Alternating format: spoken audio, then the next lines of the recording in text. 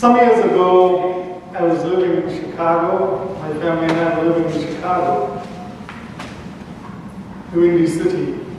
And if you know, if you're visiting Chicago, generally one of the things you have to do is what? Oh, I suppose there's a whole lot of things. Go to a cup of tea. Oh, yeah. One of the things, after doing all of that, too, that was the order of things, the Museum of Science and Industry and everything else. My brother was visiting while we were staying. He was visiting from South Africa. And we decided, well, he's going to be here for a short while. He needs to take a cruise on the Chicago River. Right? Yeah, many of you are saying it with excitement. Oh yeah, Jim. Now listen to this. So we're getting ready to go. 2 little children. Sheree was not even a year old, probably 9 months old. And Cam was just not even 3. And Crystal was in the teens.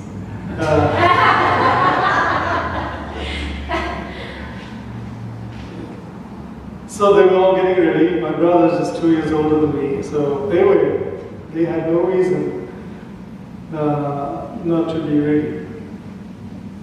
Lo and behold, my stomach started to worry me. And I had to go to the restroom. Yes, the sermon is going that way. It was so bad that I sat there for so long. By the time I got out of the restroom, first we had to find a restroom in Chicago, and we were a few blocks away from the river.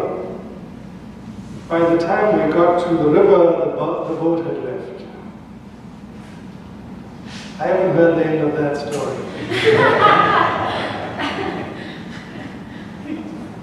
Of course, my brother was on a schedule, so he missed that. I think 20 years later, him and his wife eventually went out on that cruise. And the moral of the story is, don't trust your gut.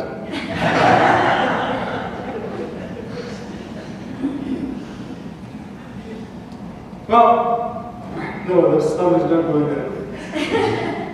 Let's get to the broader life expression.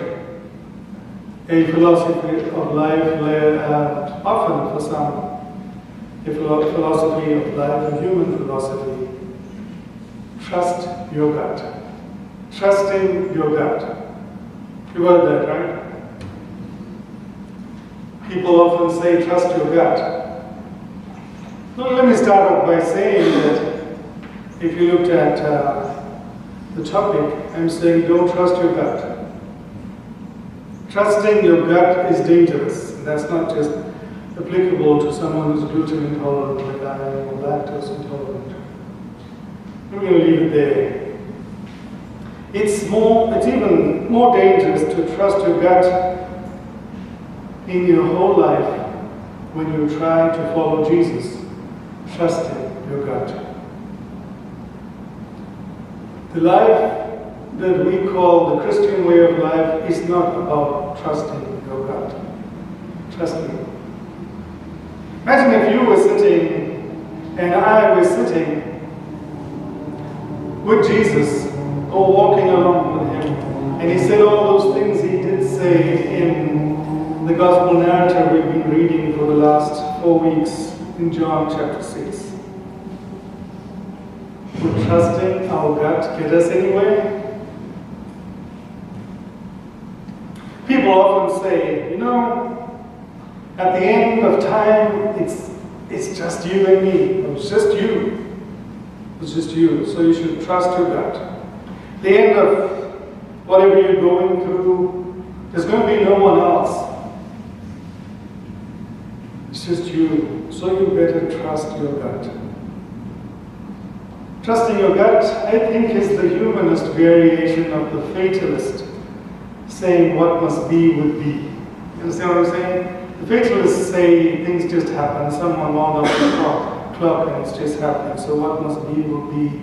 The humanists who believe that the human being is at the center of the universe and that everything revolves around the human being, says, trust your instinct, trust your gut. So why do we feel inclined to trust our gut? Let's look at that as human beings, as brothers and sisters sitting here today. Or if you're listening on YouTube, why are we inclined to trust our gut? Well, throughout the world, we are inclined to give credence to our own ability. We want to take credit for controlling our lives. Pop psychology says the only way you can be happy is if you take control of your life. Grab your life like a bull by the horns. Don't let anything influence you. And so we are influenced, we are inclined to trust our own egos, our own sense of decision. We are driven by our own need to control, every one of us, not just the control freaks amongst us.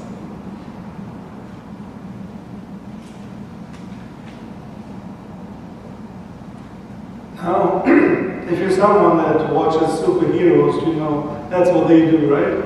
No one understands in those movies why they do what they do. You say, well, I have a hunch. Trust me. And if you look at life generally, politicians, business people make decisions based on sometimes sound analysis. But at the end of the day, they say, I'm just going to have to do what I decide to do. That's trusting their gut. Now, it works for most worldly things. You know, procrastination is the thief of time. Do anyone of you heard that? Yeah, I didn't understand that for a long time in school. I think I was just waiting to understand it, right?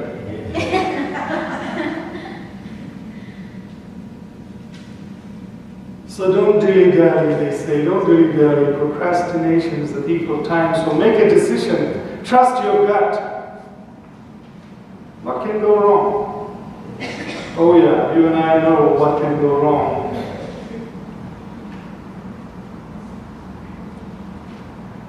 Well, of course, to the credit of the humanist mind, which many of us, most of us, are influenced by, being human ourselves. They say trusting your gut is not just a crapshoot. Whatever that means, I don't shoot the crabs. Trusting your gut is not about making blind choices, but it's a process in the mind that is based on what we know. Our education, what we've studied, what we've experienced over time, what we read about, what we hear other people say. And so our gut is influenced by all of those things which make our frame of reference. Our frame of reference is influenced by everything we go through in life. And so they say it's okay. You're trusting your gut, you're being true to yourself. To thine own self be true. And so just trust your gut. Don't be double-minded. They even say from Scripture, the Old Testament, that says a two-minded person is unstable in all their ways, so trust your gut.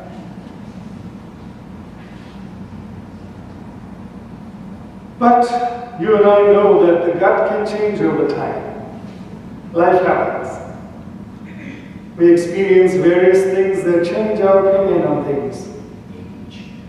Age. Yeah, someone said age. Life experiences. You end up falling into hard times, and it changes your instinct. you end up getting into trouble with the law and it changes your instinct. You end up having a failed relationship and it changes your gut.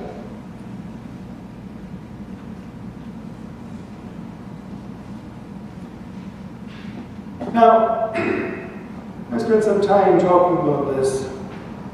It's hard to follow Jesus because of your gut.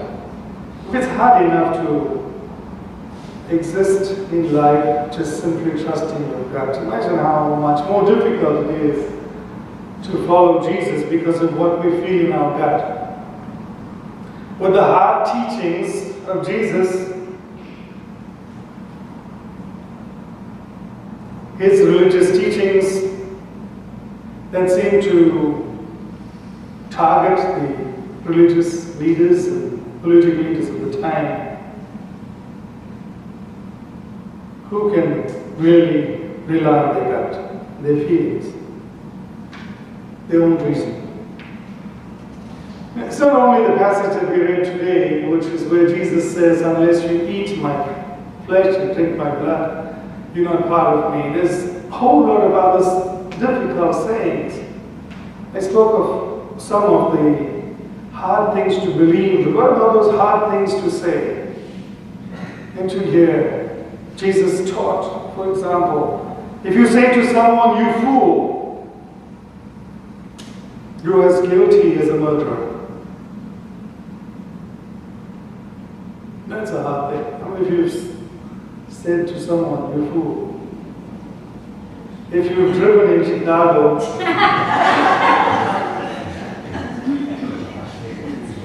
let alone New York, and here we have some East Coasters here. Hey, talk about rage. If you look at someone longingly, you're as guilty as the adulterer. Those are hard sayings. Don't raise your hand. How many of you looked at someone longingly? Longingly and lustfully.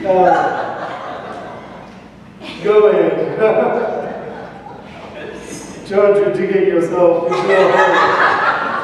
And Jackie's right in front of you. She understands. Remember the rich young man? He came with an inquiring mind. He looked like he was really honest and inquiring and eager. And he asked, what must he do to be saved? And Jesus asked him, do you know the commandments? And he said, yes, I know the commandments. And he recited them. He had a good confirmation teacher. Then Jesus said, oh, good. Now go and sell everything that you have and come and follow me. It was hard. It's a rich man. Go and sell everything and come and follow him. It was hard for him. Scripture tells us he walked away. He couldn't go with his gut because his gut was telling him, that sounds ridiculous. You know what? I like to say he chose, he made a choice. And he chose, God forbid, he chose to be a nobody. Because Jesus was calling him to be a somebody in Christ. Why do I say he chose to be a nobody? We don't know his name. We just know him as the rich young man.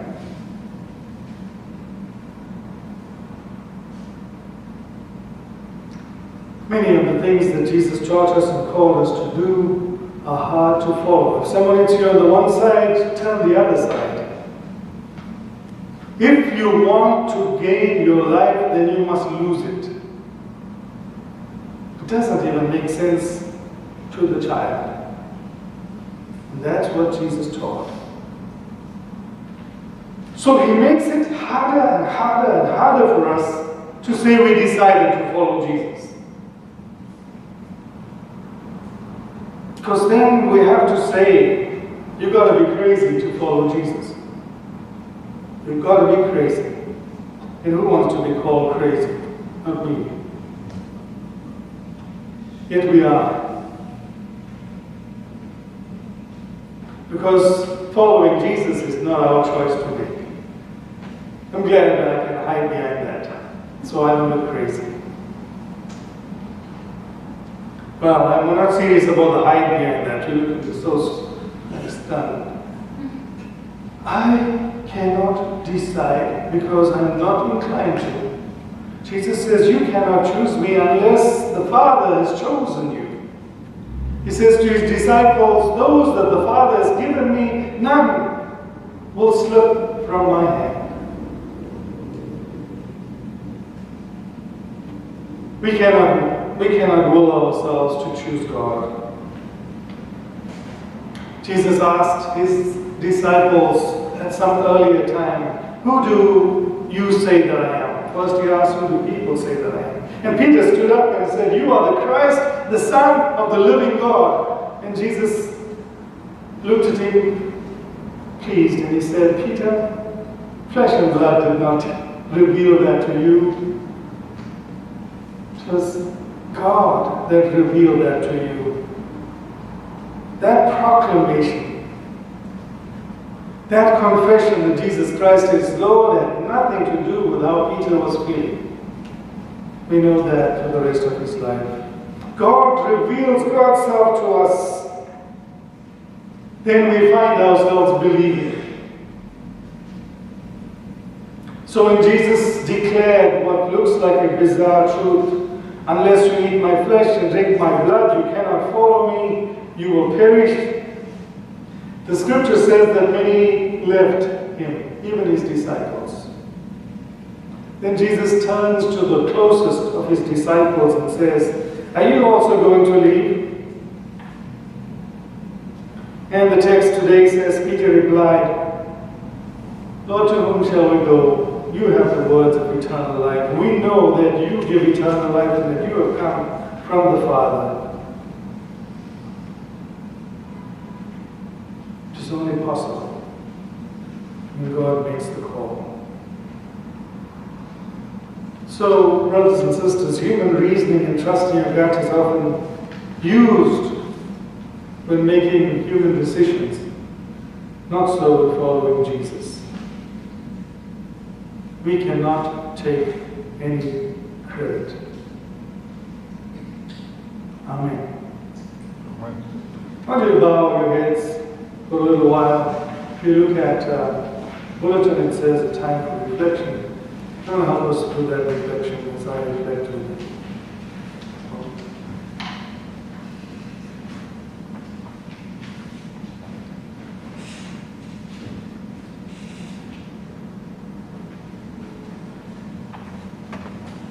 Help us reflect a bit. Moses is going to play on page 19, just as I am here.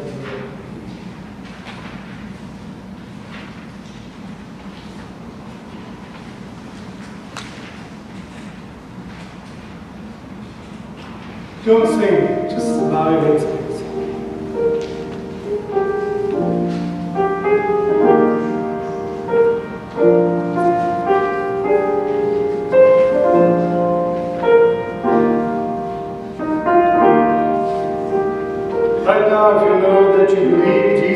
Because of your own understanding, your own feelings, your head and your education, your influences, even your intellect. And you hear me say that all of that is simply following your gut. Maybe you're thinking, do I really know Jesus?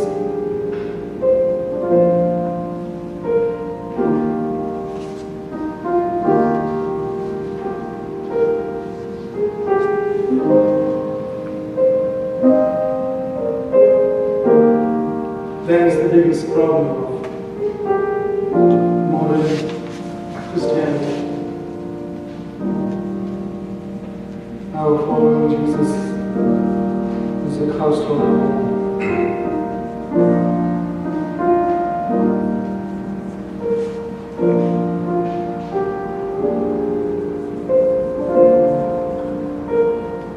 Whether you have been a Christian, so to speak, all your life, or just recently come to Christ.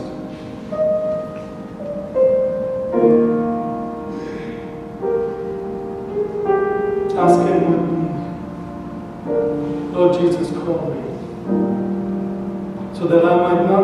my own volition. Let me hear you call.